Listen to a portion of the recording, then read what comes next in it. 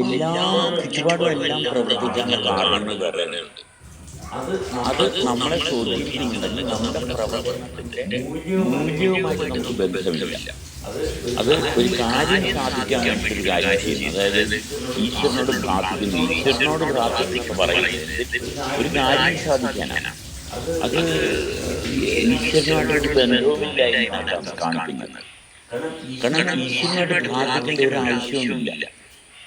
കാരണം നമ്മളെ ചലിപ്പിക്കുന്ന ശക്തി എന്തോ അതാണ് ഈശ്വരൻ. അത് എപ്രകാരമാണ് ചലിക്കുന്നത്?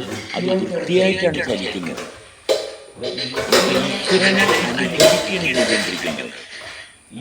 ഈശ്വരൻ എന്ന് പറയുന്നത് സർവ്വതിന്റെയും സൃഷ്ടിയാണ് ഈശ്വരൻ. അപ്പൊ സർവ്വതിന്റെയും ഞാനും അതിന്റെ ഭാഗം തന്നെയാണ്. എന്നെയും സൃഷ്ടിച്ചിരിക്കുന്നത് എപ്രകാരമാണ്?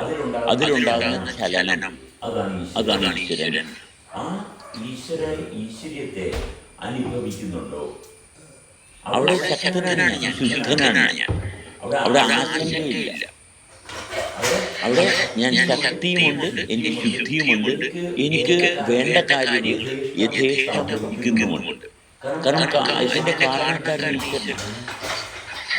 അതല്ലാതെ ഞാനല്ല. ഞാനെന്ന് പറയുന്ന അവസ്ഥയുടെ കാരണം ഞാനാകാനുള്ള കാരണം വരെ ഈശ്വരനാണ്. അപ്പൊ ഞാനെന്ന് പറയുന്ന ആ അവസ്ഥ എത്ര നാൾ തുടരണം നിശ്ചയിക്കുന്നത് ഈശ്വരൻ, ഞാനല്ല. അവിടെ എനിക്കവിടെ തീരുമാനമെടുക്കേണ്ട കാര്യമില്ല. എന്റെ ഉത്തരവാദിത്വം ഞാൻ തുടരുന്നുണ്ടോ എന്നുള്ളത് മാത്രമേ എനിക്ക് ഉത്തരവാദിത്വമായിട്ട് വരുന്നുള്ളൂ. എന്നെ ചലിപ്പിക്കുന്ന ശക്തിയുമായിട്ട് എനിക്ക് ബന്ധമുണ്ടോ? ഇത് മാത്രമേ ഒരു വ്യക്തിയുടെ ധർമ്മത്തിൽ, ഉത്തരവാദിത്വത്തിൽ, ശ്രദ്ധയിൽ, ജോലിയിൽ വരേണ്ടതുള്ളൂ. അതാണ് നിഷ്കാമ കർമ്മം. കാരണം ഈശ്വരനെ നമ്മൾ ആഗ്രഹിക്കുന്നത് മറ്റൊന്നിനെ ഉള്ളോടുള്ള താല്പര്യത്തിലല്ല. എന്താണ് അതിന് അതായിട്ട് എന്നതാണ് ഈശ്വരനോടുള്ള താല്പര്യം. ഈശ്വര താല്പര്യം നമുക്കുണ്ടാകണമെന്നുണ്ടെങ്കിൽ ആ ഐശ്വര്യം നമ്മൾ നിലനിൽക്കുന്ന ഭാഗം, നമ്മൾ നിലനിൽക്കുന്ന സവിശേഷത അനുഭവിക്കണമെന്നുണ്ടെങ്കിൽ പ്രവർത്തനത്തെ കാണണം. ആ പ്രവർത്തനത്തെ കാണാനുള്ള നമുക്ക് 14 ജോയിൻസ് ആണ് ഫണ്ടമെന്റലായിട്ട് വരുന്നത്. ഈ 14 ജോയിൻസ് നമ്മൾ കൺസിഡർ ചെയ്ത് കഴിഞ്ഞാൽ നമുക്ക് അടുത്ത കുറച്ച് സൂക്ഷ്മമായിട്ടുള്ള ജോയിൻസ് നമ്മുടെ ശ്രദ്ധയിൽ വരും. അതിൻ്റെ തുടർച്ചയാണ് ജീവിതത്തിൻ്റെ ആശ്വാസം. കാരണം ചലിപ്പിക്കുന്നത് കാരണം എല്ലാം ജോയിൻസ് ബേസ്ഡാണ്. അത് നമ്മൾ വ്യക്തമായിട്ട് സ്ഥൂലത്തിൽ നിന്ന് വ്യക്തമായിട്ട് പരിശോധന ആരംഭിച്ചാൽ നമുക്ക് എത്തിപ്പെടാവുന്നത് വളരെ എളുപ്പത്തിലാണ്. അതേ ഉള്ളു വഴി, അല്ലാതെ വേറെ ഒരു വഴിയില്ല. ഒരു വ്യക്തിയിലുണ്ടാകുന്ന ചലനത്തെ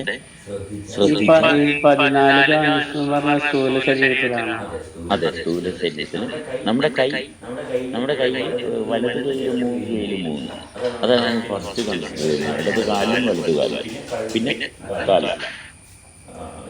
ശരീരത്തിലൂടെ കണക്ട് ചെയ്തിരിക്കുന്ന കഴുത്തിന്റെ ഭാഗവും തലയോട് കണക്ട് ചെയ്തിരിക്കുന്ന കഴുത്തിന്റെ ഭാഗവും. ഇതാണ് 14 ജോയിൻസ്. ഇത് കൺസിഡർ ചെയ്ത് കഴിഞ്ഞാൽ നമ്മൾ കൈപ്പത്തിയിലും ഇതേപോലെ 14 ജോയിൻസ് ഉണ്ടാവും. കൈപ്പത്തി വലത് കൈ എടുത്തു കഴിഞ്ഞാൽ ഓരോ വിരലും 3 വെച്ച് 6, തള്ളവിരൽ 2 ജോയിന്റ്, അതും 14. ഇപ്പൊ 14 56. ഇനി നിങ്ങൾ കുറെ കൂടി ഫോക്കസ്ഡ് ആകും. ഈ ആദ്യത്തെ 14 ജോയിൻസ് ശ്രദ്ധിക്കാത്തവന് ഈ രണ്ടാമത്തെ 56 ജോയിൻസുമായിട്ട് ഒരിക്കലും പ്രോപ്പർ ബാലൻസ് ഉണ്ടാക്കാൻ പറ്റത്തില്ല. ഇതെല്ലാം ഓർഡറിലാണ് നിൽക്കുന്നത്. ഇതെല്ലാം ചേർന്നാണ് പ്രവർത്തിക്കേണ്ടത്. അതുകൊണ്ടാണ് ഫലം ഇച്ഛിക്കരുത് എന്ന് പറയുന്നത്. ഇത് ചേരാൻ നമ്മളൊരു ഫലം ആഗ്രഹിക്കുമ്പോൾ ഇത് ചേരത്തില്ലെങ്കിലും, ഇത് ചേരാൻ പറ്റത്തില്ല. ഒരു ഫലം ഇച്ഛിക്കുമ്പോൾ ഈ 14 ജോയിൻസ് ഒരിക്കലും യോജിച്ച് പ്രവർത്തിക്കരുത്. അപ്പോൾ നമ്മുടെ ശ്വാസം ഡിസ്റ്റോർട്ടഡാണ്, നമ്മുടെ ശരീരത്തിന്റെ താളം തെറ്റും. താളത്തിൽ നിൽക്കണമെങ്കിൽ ഫലം ഇച്ഛിക്കരുത്, പ്രവർത്തിക്കണം. പ്രവർത്തനം ഒരിക്കലും കൂലിക്ക് വേണ്ടിയിട്ടാകരുത്. പ്രവർത്തിക്കുക, എത്രത്തോളം പ്രവർത്തിക്കാൻ പറ്റുന്നു എത്രത്തോളം പ്രവർത്തിക്കുന്നുണ്ട്, എവിടെയാണ് ക്ഷീണം വരുന്നത്? ക്ഷീണം വരുമ്പോഴത്തേക്കും നമ്മൾ പ്രായോഗികമായിട്ടുള്ള തലത്തിൽ നിന്ന് മാറിയുള്ളതാണ് ക്ഷീണം വരുന്നത്. വീണ്ടും വീണ്ടും ശ്രദ്ധയോടുകൂടി പ്രവർത്തിച്ചാൽ ഈ ക്ഷീണം കുറയുന്നത് കാണാം, പ്രവർത്തനം തുടരുന്നത് കാണാം. എത്ര മണിക്കൂർ പ്രവർത്തിച്ചാലും ക്ഷീണമുണ്ടാകാത്ത ഒരു സ്റ്റേജിലോട്ട് നമ്മുടെ ശ്രദ്ധ എത്തും. എത്ര പ്രവർത്തിച്ചാലും ക്ഷീണം ഉണ്ടാകത്തില്ല. അവിടെയാണ് നമ്മൾ ശരിക്കും അലയുണ്ടാകുന്നത്. പിന്നെ നമ്മൾ പ്രവർത്തിക്കുന്ന ഭാഗമല്ല പിന്നെ കാരണം നമ്മളെ പ്രവർത്തിപ്പിക്കുന്ന ഭാഗമായിട്ട് കണക്കാവും. അതുകൊണ്ടാണ് ക്ഷീണം ഇല്ലാതെയാകുന്നത്. നമ്മൾ ഇനിഷ്യേറ്റീവ് എടുത്ത് പ്രവർത്തിക്കുന്നതുകൊണ്ടാണ് ക്ഷീണം ഉണ്ടാകുന്നത്. നമ്മൾ പ്രവർത്തിച്ച് നമ്മളെ പ്രവർത്തിപ്പിക്കുന്ന ശക്തിയുമായിട്ട് വരും. അതങ്ങനെയല്ല, അച്ഛനല്ല, നാട്ടുകാരല്ല, നാട്ടുകാരല്ല, നമ്മുടെ ബുദ്ധിയല്ല, പഠിച്ചതൊന്നുമല്ല, കണ്ടതല്ല, കേട്ടതല്ല, ഒന്നുമില്ല. എന്താണോ ഉള്ളത് അതൊന്നുമില്ല. അതാണ് നമ്മളെ ചലിപ്പിക്കുന്ന ശക്തി. അതാണ് നമ്മളെ ചലിപ്പിക്കുന്ന ശക്തി. ഒരു വ്യക്തിയുടെ ശ്രദ്ധ എങ്ങനെയാണ് ആ ശ്രദ്ധ വളരുന്നത്? ചുറ്റുപാടും കാണുന്ന അവസ്ഥ എന്നെ എപ്രകാരമെല്ലാം സ്വാധീനിക്കുന്നുണ്ട്, അത് വെവ്വേറെ നിൽക്കുന്നത് എവിടെയെല്ലാമാണ് എന്നുള്ള ഭാഗം കണ്ടെത്തിയാണ് നമ്മുടെ ശ്രദ്ധ വളർത്തുന്നത്. ആരെല്ലാം എനിക്ക് അഭിപ്രായ ഭിന്നതയുണ്ട്, ആ ഭിന്നതയെ നിർവീര്യം ചെയ്യുമ്പോഴെല്ലാം ശ്രദ്ധ ജനിക്കുകയും ശ്രദ്ധ വളരുകയും. ശ്രദ്ധ എന്ന് പറയുന്നത് ഭയങ്കര വലിയൊരു ശക്തിയാണ്. നമുക്ക് ശ്രദ്ധിക്കാൻ സാധിക്കുന്നു. ആര് സംസാരിച്ചാലും നമ്മളെ ശ്രദ്ധിക്കാൻ, എന്നുവെച്ചാൽ നമ്മളിൽ സജീവമാകാൻ സാധിക്കും. അത് മറ്റൊരാൾ അങ്ങനെ പറഞ്ഞു, അയാൾ പറഞ്ഞത് ശരിയായില്ല, അത് അങ്ങനെ പറഞ്ഞു കഴിഞ്ഞാൽ എങ്ങനെ മുന്നോട്ട് പോകും, ഇത് വഴിയെറ്റിക്കലാണ് എന്നൊക്കെ തോന്നുന്നുണ്ടെങ്കിൽ തീർച്ചയായിട്ടും നമ്മളിൽ നമുക്ക് കാര്യപ്രാപ്തി ഇല്ല. കാരണം ആ വ്യക്തി ചെയ്യുന്ന പ്രവൃത്തിയുടെ ആ വ്യക്തി ഉൾപ്പെട്ടിരിക്കുന്ന അതിൻ്റെ സംസാരത്തിൽ വരുന്നത്. ഞാൻ പ്രവർത്തിക്കുന്നില്ല, എൻ്റെ പ്രവർത്തനത്തിൽ എനിക്ക് വിജയം സാധിക്കണമല്ലോ. മറ്റാൾ അങ്ങനെ പറഞ്ഞതുകൊണ്ട് എനിക്ക് അസ്വസ്ഥത ഉണ്ടായിട്ടുണ്ടെങ്കിൽ ഞാൻ സജീവമല്ല. ആയേ പറ്റത്തുള്ളൂ. അവനവന് സജീവമാകാതെ ഒരു കാരണവശാലും ശാശ്വതമായിട്ടുള്ള അനുഭവത്തിൽ എത്തത്തില്ല. ഒരു വ്യക്തി പ്രായപൂർത്തിയായി കഴിഞ്ഞാൽ ചെയ്യേണ്ട കാര്യം അവനവനിലെ സത്യവുമായിട്ടുള്ള ബന്ധത്തിലോട്ട് എത്തുക എന്നുള്ളതാണ്. അതല്ലാത്ത വേറെ ജോലിയൊന്നുമില്ല. ഇവിടെ പാലം പണിയുക, കെട്ടിടം പണിയുക, റോഡ് പണിയുക, അതൊന്നും അല്ല ജോലി. ഈ അവസ്ഥയ്ക്ക് വേണ്ടിയിട്ട് നമ്മൾ റോഡ് പണിയുക, കെട്ടിടം പണിയുക, ഏത് ജോലിയിൽ വേണമെങ്കിൽ ഏർപ്പെടാം. പക്ഷെ ഫലത്തിന് വേണ്ടിയിട്ടല്ല, സത്യത്തിന് വേണ്ടിയിട്ടാണ്.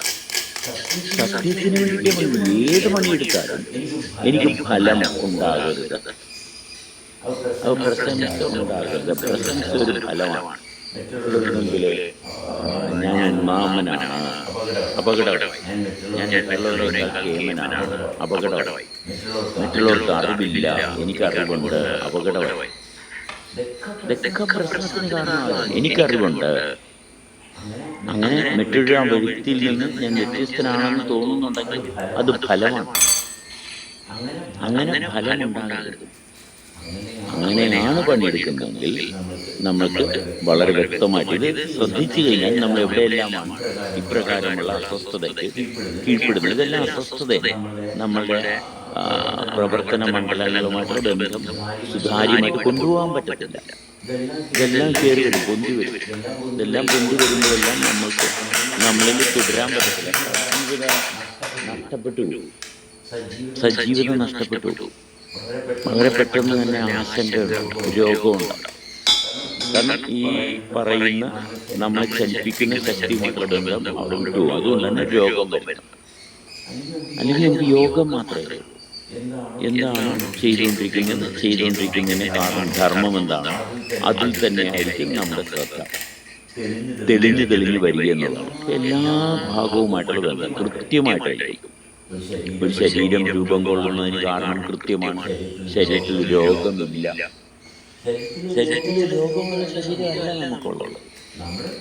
നമ്മളായിട്ടിരിക്കുന്ന അവസ്ഥയ്ക്ക് മുൻതൂക്കം കൊടുക്കാത്തതുകൊണ്ടാണ് രോഗം വരുന്നത്. രോഗമെന്ന് പറയുന്നത് ശരീരത്തിൽ ഏതെങ്കിലും രീതിയിൽ കാണണമെന്നില്ല. മനസ്സിന് രോഗമാകാം, ആത്മീയ ദുർഭാഗത രോഗമാകാം. എന്നുവെച്ചാൽ കൂലിക്ക് പണിയെടുക്കാൻ തുടങ്ങിയാൽ ആത്മീയ ദർശനത്തിൻ്റെ ഭാഗത്ത് നിന്ന് മാറിക്കഴിയും. അത് തന്നെ ഒരു വളരെ സങ്കീർണമായിട്ടുള്ള ഒരു രോഗമാണ്. ആഗ്രഹങ്ങൾ സാക്ഷാത്കരിക്കാൻ പണിയെടുക്കും. ആത്മബോധം ഒരിക്കലും കിട്ടത്തില്ല. എനിക്ക് ആത്മബോധം കിട്ടണം എന്നും പറഞ്ഞ് പണിയെടുത്താലും പണിയാണ്. എനിക്ക് ആത്മബോധം കിട്ടണമെന്നുള്ള ഭാഗവുമില്ല. പണിയെടുക്കുക എന്നുള്ളത് മാത്രമേ ഉള്ളൂ. ലക്ഷ്യം വെച്ച് പണിയെടുത്തു കഴിഞ്ഞാൽ അപകടമാണ്. ലക്ഷണമേ ഉള്ളൂ. ലക്ഷ്യം സെറ്റ് ചെയ്ത് കഴിഞ്ഞാൽ പിന്നെയും പോയി വീണ്ടും അവർ ചലിക്കുന്നതിന് കാരണമുണ്ടല്ലോ. ചലിപ്പിക്കുന്നതാണ് അമ്മ. എനിക്ക് ഭക്ഷണം തരുന്നു. അപ്പൊ അമ്മയുമായിട്ടുള്ള ബന്ധം അമ്മയുടെ അടുത്തോട്ട് ചെല്ലും. അമ്മ എനിക്ക് പാല് തരുന്നു. അമ്മയാണ് അപ്പോൾ അവിടുത്തെ ഈശ്വരൻ. ആ അമ്മയെ സത്യസന്ധമായിട്ട് ബഹുമാനിക്കുന്ന ഭാഗം ഉണ്ടെങ്കിൽ മാത്രമേ കാര്യങ്ങൾ മുന്നോട്ട് പോകത്തുള്ളൂ. കാരണം നമ്മളെ അമ്മയുടെ സാന്നിധ്യം, അമ്മയുടെ ചൂട്, അമ്മയുമായിട്ടുള്ള ബന്ധം അത് വളരെ പവിത്രമായിട്ടുള്ളൊരു ബന്ധമാണ്. ആ ബന്ധത്തിന് നമ്മൾ അനുഭവത്തിൽ സ്ഥാനം കൊടുക്കുന്നില്ലെങ്കിൽ പിന്നെ ബാക്കി കാര്യങ്ങളൊന്നും കിട്ടത്തില്ല. കുറേ കാര്യങ്ങൾ കിട്ടും, പക്ഷെ ഒരിക്കലും ഇത് കൂടത്തില്ല. അറിവ് ഒരുപാടുണ്ട്. അപ്പൊ അറിവിന്റെ ഭാഗം പറയുകയാണെങ്കിൽ നമുക്ക് തന്നെ അറിയാം, നമ്മുടെ മദ്യക്കുപ്പിയുടെ പുറത്തൊക്കെ എഴുതി വെച്ചിട്ടുണ്ട് alcohol consumption is injurious to health. ഈ അറിവ് കൊണ്ട് എന്താ പ്രയോജനം? ഒരു പ്രയോജനമില്ല. കാരണം ഇത് ഈ ക്യൂ നിന്ന് എല്ലാവരും തള്ളിക്കയറി മടിച്ചു കുടിക്കുക. അപ്പൊ അറിവ് കൊണ്ട് കാര്യമൊന്നുമില്ല. Cigarette smoking is injurious to health, അതും അറിയാം. അറിവ് എല്ലാവർക്കും ഉണ്ട്, പക്ഷെ അറിവ് കൊണ്ട് യാതൊരു പ്രയോജനമില്ല. എന്താ വേണ്ടതെന്താണ്? സത്യസന്ധതയാണ് വേണ്ടത്. സത്യസന്ധതയുണ്ട്, അറിവല്ല വേണ്ടത്. സത്യസന്ധത എന്ന് പറയുന്നത് എവിടെ നിന്ന് കിട്ടുന്നതാണ്? അത് ജന്മത്തിൽ നിന്ന് കിട്ടുന്നതാണ്, അറിവിൽ നിന്ന് കിട്ടുന്നതാണ്. അറിവിൽ നിന്ന് സത്യസന്ധത കിട്ടത്തില്ല, ജന്മത്തിൽ നിന്ന് മാത്രമേ കിട്ടത്തുള്ളൂ. അതുകൊണ്ടാണ് അമ്മയുമായിട്ടുള്ള ബന്ധം. അമ്മ ഒരു അറിവല്ല, അമ്മ ഒരു അനുഭവമാണ്. അമ്മ ഞാനാകാനുള്ള സവിശേഷതയെ തുറന്നു കാണിക്കുന്നതാണ് അമ്മ. അമ്മയുമായിട്ടുള്ള സ്ത്രീയുമായിട്ടുള്ള ബന്ധമാണ് സത്യത്തിലോട്ടുള്ള വഴി. സ്ത്രീയുമായിട്ടുള്ള ബന്ധമാണ് സത്യത്തിലോട്ടുള്ള വഴി. അപ്പൊ സ്ത്രീയിലൂടെ, സ്ത്രീയുടെ ശരീരം തന്നെയാണ് ഈ ശരീരം. അമ്മയുടെ ശരീരമാണ് എൻ്റെ ശരീരം, അതല്ലാതെ വേറെ എങ്ങനെ കിട്ടിയ ശരീരമല്ല. അപ്പൊ അമ്മയ്ക്ക് കഴിവ് എങ്ങനെ ഉണ്ടായി എന്നറിയണമെന്നുണ്ടെങ്കിൽ ഈ ശരീരത്തിന്റെ അനുഭവത്തിന് സ്ഥാനം കൊടുക്കണം. ഏത് അനുഭവത്തിന്? അമ്മയായിട്ടുള്ള ബന്ധത്തിലുള്ള അനുഭവത്തിന് സ്ഥാനം കൊടുക്കണം. അപ്പോഴാണ് കണ്ണുകളിൽ അമ്മ ആരാണ്? അമ്മ സ്ത്രീയാണ്. അമ്മ എന്ന് പറയുന്ന സ്ത്രീയിൽ നിന്ന് ഒട്ടും അന്യമല്ല. അമ്മയും സ്ത്രീയും ഒന്നു തന്നെയാണ്. അതെങ്ങനെ രണ്ടായിട്ട് കാണണം? അങ്ങനെ രണ്ടായിട്ട് കാണാൻ പറ്റത്തില്ല. ഏതൊരു സ്ത്രീയെ കണ്ടാലും ആ സ്ത്രീയിൽ അമ്മയുണ്ട്. അമ്മയില്ലാത്തൊരു സ്ത്രീയില്ല. അപ്പൊ ഒരു സ്ത്രീയെ ബലാത്സംഗം ചെയ്യുന്നുണ്ടെങ്കിൽ അമ്മയായിട്ട് ബന്ധമില്ല. ഒരു സ്ത്രീയെ ഉപദ്രവിക്കുന്നുണ്ടെങ്കിൽ അമ്മയായിട്ട് ബന്ധമില്ല. അമ്മയായിട്ടുള്ള ബന്ധത്തിലാണ്, അമ്മയായിട്ടുള്ള ബന്ധത്തിൽ മാത്രമേ സ്ത്രീയുമായിട്ടുള്ള ബന്ധം അവിടെ ഉള്ളൂ. ഇവിടെ എല്ലാവരുടെയും ഉള്ളിൽ ഒരു സംശയമില്ല. അപ്പൊ എങ്ങനെയാണ് പ്രത്യുൽപാദനം? ഇത് ആരുടെ ഉത്തരവാദിത്വം? പ്രത്യുൽപാദനം നടക്കണോ? ആദ്യം ബോധത്തിലെത്തുക. ആദ്യത്തെ ധർമ്മം ബോധത്തിലെത്തുക എന്നുള്ളതാണ്. ലൈംഗികമായിട്ട് ബന്ധപ്പെടുക എന്ന് പറയുന്നത് ഒരു മനുഷ്യൻ്റെ സ്വഭാവത്തിൽ എവിടെയാണ് കാണുന്നതെന്ന് ഒരു മനുഷ്യൻ തീരുമാനിക്കും. അത് മനുഷ്യനവിടെ ജനിക്കാതെ ലൈംഗികമായിട്ട് ബന്ധപ്പെടുന്നത് ഒരു മൃഗത്തിന്റെ ചുവയാണ്. മനുഷ്യനായതിനു ശേഷം അവിടെ പുരുഷൻ ജനിച്ചതിന് ശേഷം ശരീരത്തിൽ നിന്ന് ആത്മാവുമായിട്ടുള്ള ബന്ധം ആരംഭിച്ചതിന് ശേഷം അതിനുശേഷം ലൈംഗികമായിട്ട് ബന്ധപ്പെടണമെന്നുള്ള താല്പര്യം അവിടെ ഉണ്ടെങ്കിൽ അവിടെ വിഷയം വേറെ. അല്ലാതെ പൂർണ്ണമായിട്ടും ദേഹത്തിന്റെയും കാലത്തിന്റെ ആവശ്യമല്ല. അതെ, ആത്മാവായിട്ട് ബന്ധമില്ലാത്തത് കൊണ്ട് ശരീരത്തെ നിലനിർത്തേണ്ടതായിട്ടുള്ളത് കൊണ്ട് ലൈംഗികമായിട്ട് ബന്ധപ്പെട്ടിരിക്കും. ആത്മബന്ധമില്ലാത്തത് കൊണ്ട് അത് കാലത്തിൻ്റെ മാത്രം ആവശ്യമാണ്.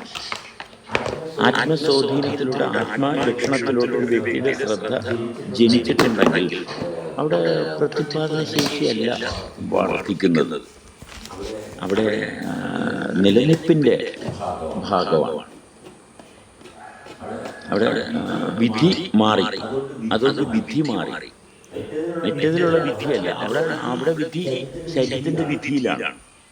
പക്ഷെ ആത്മാവിൻ്റെ സ്വാധീനത്തിൽ എത്തുമ്പോൾ വിധിയിലുള്ളതെല്ലാം മാറും. വിധി പ്രകാരമേ കാര്യങ്ങൾ നടക്കത്തുള്ളൂ. ഓരോ അന്തരീക്ഷവുമായിട്ടുള്ള ബന്ധം മെച്ചപ്പെടുമ്പോഴും വിധികൾ മാറും.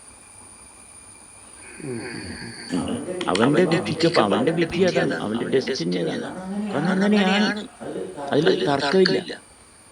ഒരു ദേഹചിന്തയിലിരിക്കുന്ന ഫലം ഇച്ഛിക്കുന്നവനുള്ള വിധി, ഫലം ഇച്ഛിക്കാത്തവന്റെ വിധിയും തമ്മിൽ അന്തരമുണ്ട്. അപ്പൊ ഉയർന്ന ജാതി എന്ന് പറയുന്നത് പ്രസവിച്ചു അമ്മ പുറത്ത് ഇന്ന കുലത്തിൽ ജനിച്ചു എന്ന് പറഞ്ഞാൽ ആകത്തില്ല. ഉയർന്ന ജാതി ഉണ്ടാകുന്ന ചോദിച്ചുകൊണ്ട് അത് എവിടെയാണുള്ളത്? അവനവന്റെ തിരിച്ചറിവിന്റെ ശ്രേണിയിലുണ്ട്. അല്ലാതെ ഞാനിവിടെ ബ്രാഹ്മണ കുടുംബത്തിൽ ജനിച്ചു, നായരുടെ കുടുംബത്തിൽ ജനിച്ചു, അല്ലെങ്കിൽ ഈഴവരുടെ കുടുംബത്തിൽ ജനിച്ചു, ഒരു ജാതിയില്ല. അങ്ങനെ ജാതി ഉണ്ടാകത്തില്ല. അങ്ങനെ ജാതി ഉണ്ടെന്നുള്ള തോന്നൽ കൊണ്ടാണ് കുറെ ആൾക്കാർ തർക്കിച്ചും അടിയും വഴക്കും ബഹളമൊക്കെ വെച്ച് നടക്കുന്നത്. വെറും തോന്നലാണത്. അത് അന്ധവിശ്വാസമാണ്. വിശ്വാസം പോലുമല്ല. വിശ്വാസം എന്ന് പറയുന്നത് ഈ അമ്മയായിട്ടുള്ള ബന്ധം വിട്ടുപോയവരുടെ ഫസ്റ്റ് സ്റ്റേജാണ് വിശ്വാസം. അത് തിരിച്ചു പിടിക്കാനുള്ള, അമ്മയായിട്ടുള്ള ബന്ധം തിരിച്ച് പിടിക്കാൻ വേണ്ടിയിട്ടുള്ള ഫസ്റ്റ് താല്പര്യമാണ് വിശ്വാസം. വിശ്വാസത്തിൽ അധികം നാൾ നടക്കാൻ പാടില്ല.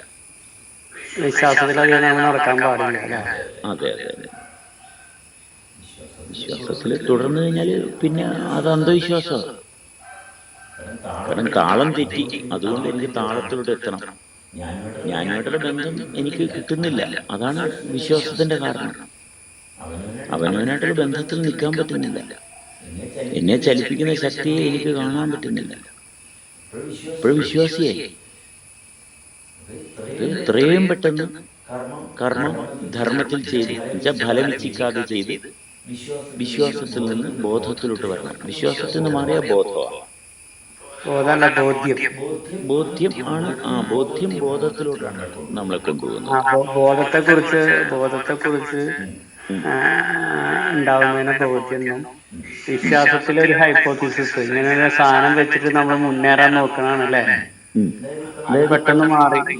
ഈ നമ്മുടെ ഒരു സന്യാസി ഉണ്ടല്ല, ഇപ്പൊ കഴിഞ്ഞ ദിവസം ഇവിടെ പോസ്റ്റ് ചെയ്തായിരുന്നു, നമ്മുടെ ചിദാനന്ദപുരിയും രവീന്ദ്രനുമായിട്ടുള്ള ടോക്ക് എടുത്തു കഴിഞ്ഞാൽ കാണാം.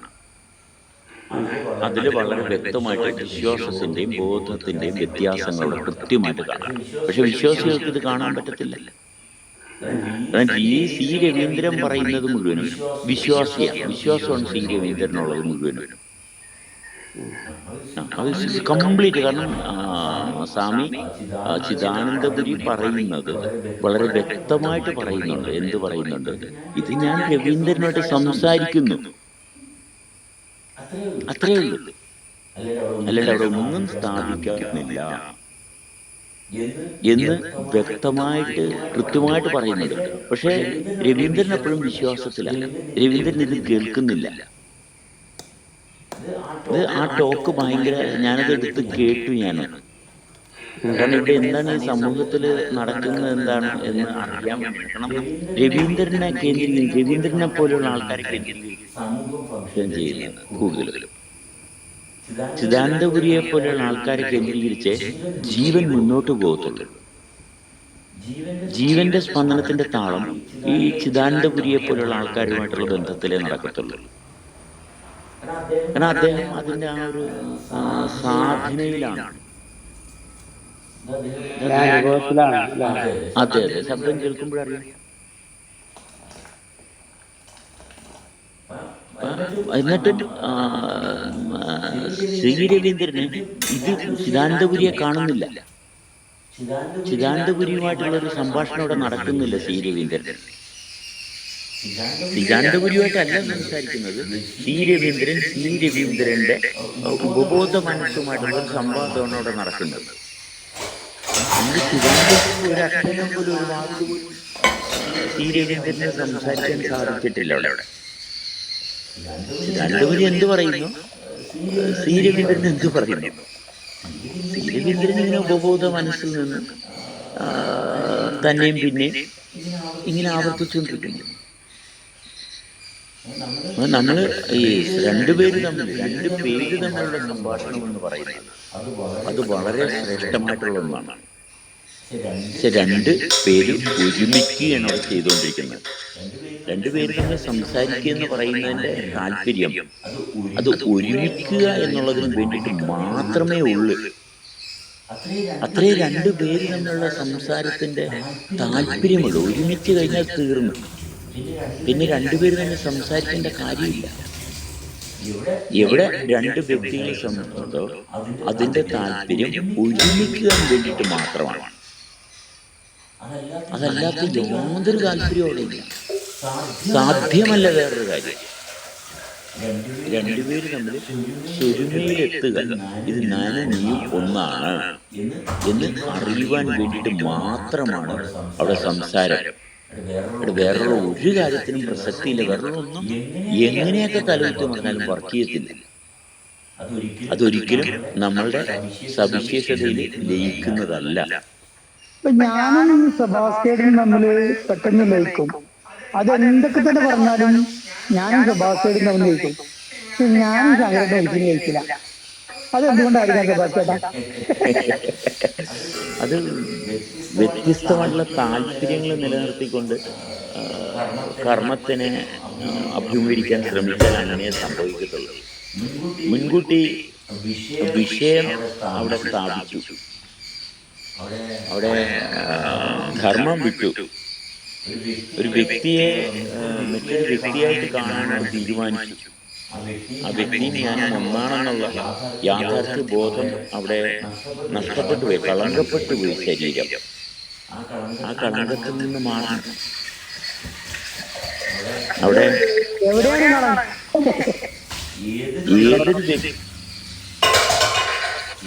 ഏതൊരു വ്യക്തിയാണോ വ്യക്തിയായിട്ട് കാണുന്നത്, മറ്റൊരു വ്യക്തിയായിട്ട് എവിടെ കാണുന്നുണ്ടോ അവിടെയാണ് പ്രശ്നം തുടങ്ങുന്നത്. ഒരു വ്യക്തിയല്ല, ഇതെല്ലാം ആ പ്രപഞ്ചത്തിൻ്റെ സവിശേഷതകൾ മാത്രമാണ്. ഒരു വ്യക്തിയായിട്ട് അവിടെ ആരെയും കാണാൻ പറ്റത്തില്ല. വ്യക്തി ചലിക്കുമ്പോൾ അവിടെ ഒരു മാറ്റമുണ്ടാകും. ഒരു വ്യക്തി ചലിക്കുന്നു, അത് അനുഭവം. ഞാനും സെബുവും തമ്മില് എനിക്ക് എന്ത് തല്ലുകൂടിയാലും എനിക്ക് യാതൊരു വിധ പരിഭവം തോന്നാറില്ല സെബുച്ചേട്ടനോട്. കാരണം എനിക്കറിയാം സെബുച്ചേട്ടൻ എന്നാണ്. പക്ഷേ ഈ കുള്ളന്മാരെ കണ്ടാലും വലിയ നാടൻ കളിച്ച് ചെരുപ്പിടാകാൻ അമ്പലത്തിൽ കൂടെ നടക്കും. അങ്ങനത്തെ ആൾക്കാരുണ്ട് വന്ന് കഴിക്കണം. എനിക്ക് തലക്ക് പ്രാന്തി ഇങ്ങനെ മുടി ചക്രവർത്തി മെച്ചപ്പെടാന്ന് പറയാം. ഇപ്പോഴും പ്രിയത്തിൽ കുടുങ്ങിപ്പോയി. പ്രിയമാണ്, സെബുവായിട്ട് പ്രിയത്തിൽ പെട്ടുപോയി. അതും പോണം. സെബുവിനെ കൊല്ലണം, സെബുവിനെ ഇല്ലായ്മ ചെയ്യണം. സെബുവായിട്ട് പ്രിയത്തിൽ പെട്ടുപോയി.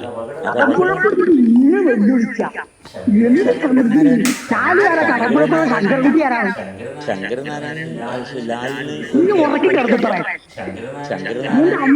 പ്രതിസന്ധിയല്ല.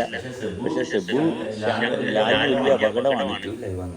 ലാലു സൂക്ഷിക്കേണ്ട സെബാസ്റ്റിനെയാണ്. ഏറ്റവും കൂടുതൽ സെബാസ്റ്റിനാണ് ലാലിന് അപകടം ഉണ്ടാക്കാൻ പോകും. ശങ്കരനാരായണ അപകടം ഉണ്ടാക്കാനുള്ള സാധ്യത കുറവാണ്.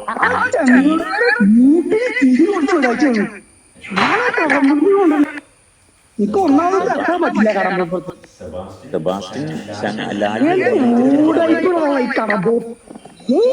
പാലക്കാട്